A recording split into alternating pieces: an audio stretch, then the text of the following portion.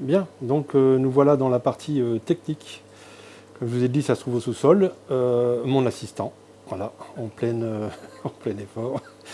Donc pratique, ça commence pour le nettoyage. J'ai mis un petit évier bien pratique pour le nettoyage de la décante. Ensuite, voilà, on commence simplement par un osmoseur fait maison. Il est équipé de deux cartouches à charbon en entrée. Ensuite, un filtre 5 microns. Ensuite, on passe par deux membranes en série. Ça, c'est nouveau, modification il y a quelques temps. Et à vrai dire, je passe pour un rapport d'un litre d'eau osmosée pour un rejet. Donc, le calcul est vite fait. Ensuite, on sort avec deux résines MB20 en série, déionisantes, classiques. Et puis, il y a quand même des petites choses comme le TDS mètre avec entrée-sortie. J'ai un calculateur de débit total. Et puis un mano qui me donne la pression, puisque j'ai pas de pompe booster. J'ai quasiment 5 bars en dynamique, donc ça me suffit largement. Et puis il y a une espèce de compte bulle, comme ça je vois le débit qui sort de mon osmoseur. Ensuite, ça va une cartouche. Une réserve de 125 litres d'eau osmosée avec un petit truc de ma conception, c'est-à-dire qu'il y a des alarmes en cas où la cuve est vide, je passe en remplissage rinçage et ensuite ça se remplit automatiquement via une électrovanne qui est ici. Alors c'est du classique pour mon installation, à savoir que je suis sous baligne de chez Zoanthus, basse carbonate, en triple concentration. J'envoie quelque chose comme 148 ml de KH par 24 heures, ce qui est déjà pas mal. Et puis les pompes doseuses distribuent aussi du phyto, on va voir après. Et puis j'ai un petit peu de Nopox de façon à garder des nitrates assez bas. Pas grand chose, 5 ml par 24 heures, donc c'est vraiment pas grand chose. Ça, c'est le système de secours avec une batterie de 130 ampères en plomb gélifié qui alimente donc un chargeur onduleur pur sinus qui va me fournir de quoi alimenter les pompes de brassage. Tout le brassage et la pompe de remontée sont alimentés par ce système capable, en cas de coupure de courant, de maintenir pendant une quinzaine d'heures.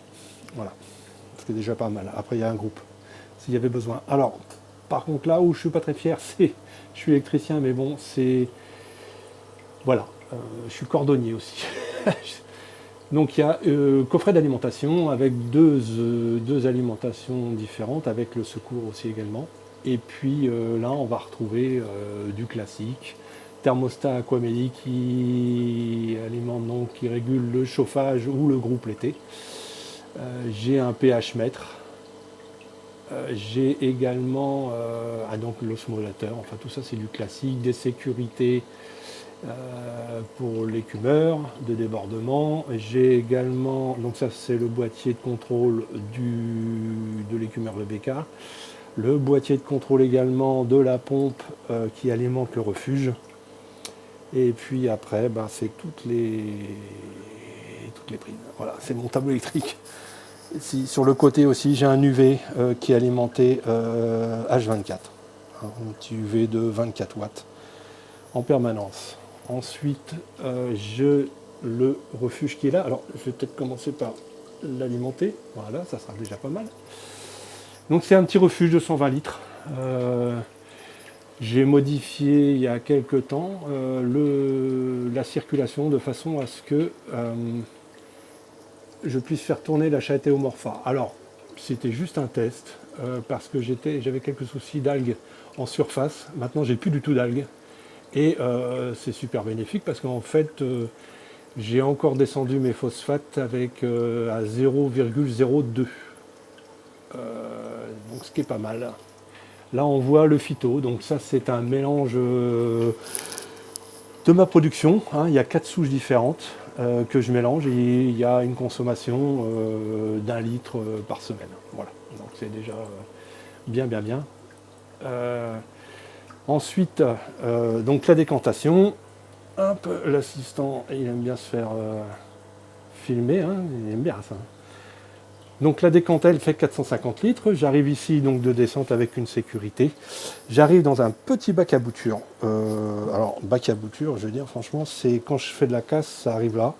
Et puis il se passe plusieurs semaines, voire plusieurs mois avant que ça soit redistribué ou je remonte ça là-haut. Bon, enfin, bon, bref, ça c'est. Ensuite, la partie principale de la décante. Donc là vraiment où ça décante bien, vraiment fort.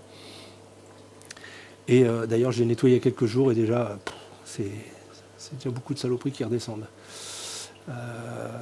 Donc là, vraiment, on a un gros volume et de la place pour que ça décante vraiment. Ça prend vraiment l'effet décantation. Ensuite, l'écumeur, qui a un BBK, un 200 double cône, avec une pompe RD3.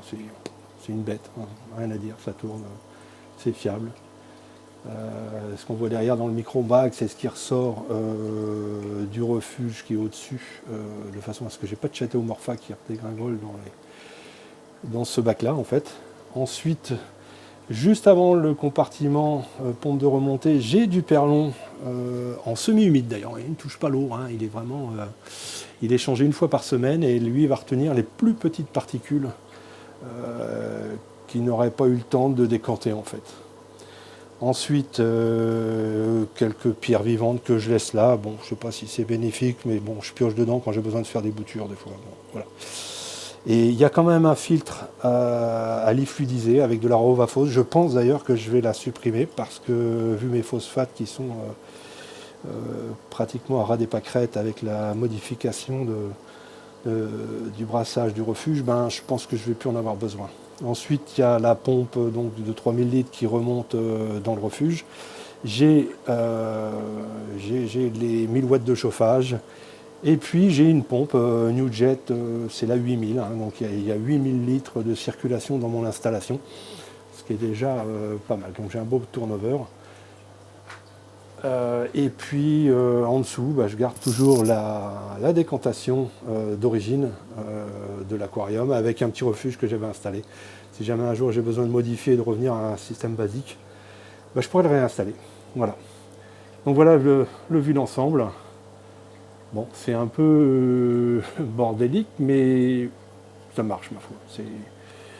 Puis c'est au sous-sol, donc je suis tranquille. Pas d'histoire avec le CAF. Voilà, voilà.